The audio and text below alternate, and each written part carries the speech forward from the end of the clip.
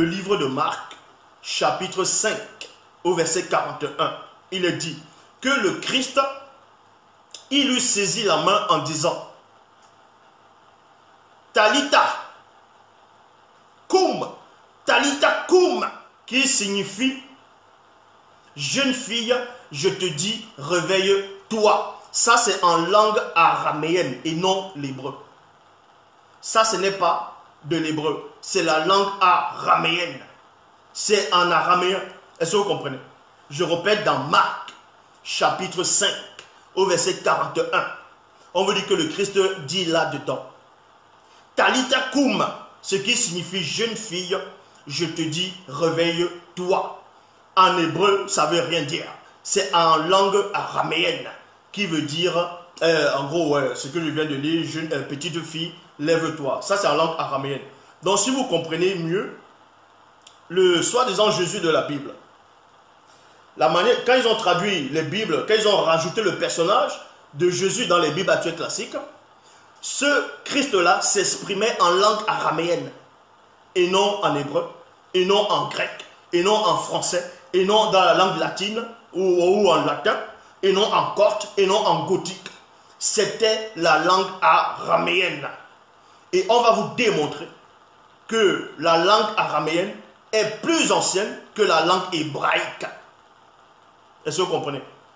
Donc, si la langue araméenne est plus ancienne que la langue hébraïque, comment se fait-il qu'on vous dise que les écritures, les saintes écritures traduites d'après les textes originaux hébreux, alors qu'avant l'hébreu, il y avait déjà une langue plus ancienne que l'hébraïque? Et ils vont vous dire que Abraham c'était un hébreu. Non, selon la Bible actuelle classique, Abraham c'est un araméen.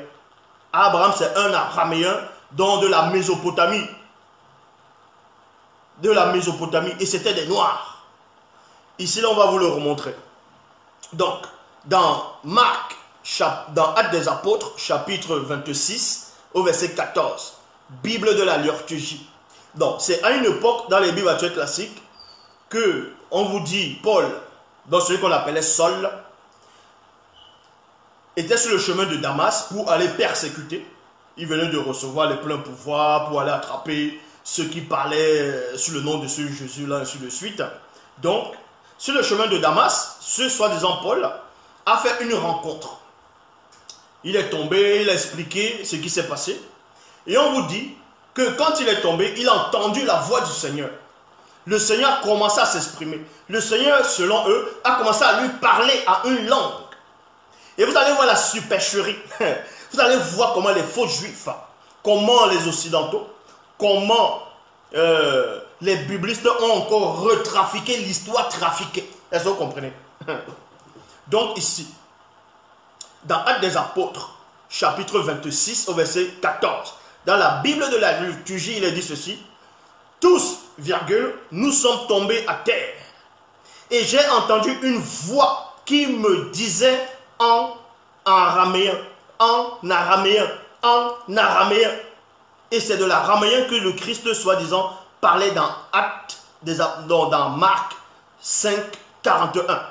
Je répète, dans Actes des Apôtres, chapitre 26, au verset 14, Bible de la liturgie, il est dit, vérifiez, allez sur Internet et vérifiez. Dans Actes des Apôtres, chapitre 26, au verset 14. Donc, premièrement, le premier exposé que je vais donner ici, c'est pour vous démontrer que les Bibles actuelles classiques n'ont pas été écrites en hébreu, mais en araméen. En araméen. Et vous allez comprendre pourquoi ils ont supprimé l'araméen pour le transformer en hébreu en faisant croire que Abraham c'était un hébreu. Abraham n'était pas un hébreu.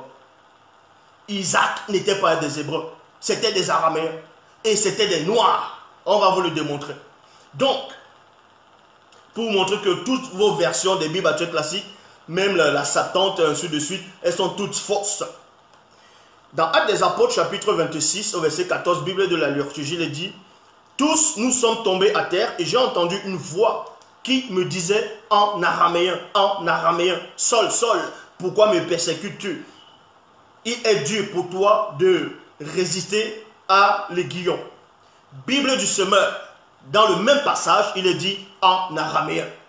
Bible en français courant, il est dit en araméen.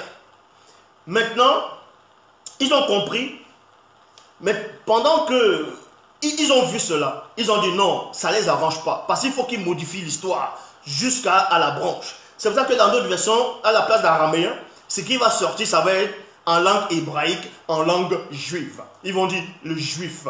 Ils vont dire le juif. Ou bien en langue hébreu, en hébreu ou bien en araméen. Non, pas en araméen, en hébraïque. Non. Selon la Bible actuelle classique, le Jésus là n'a pas parlé l'hébreu. Il a parlé l'araméen.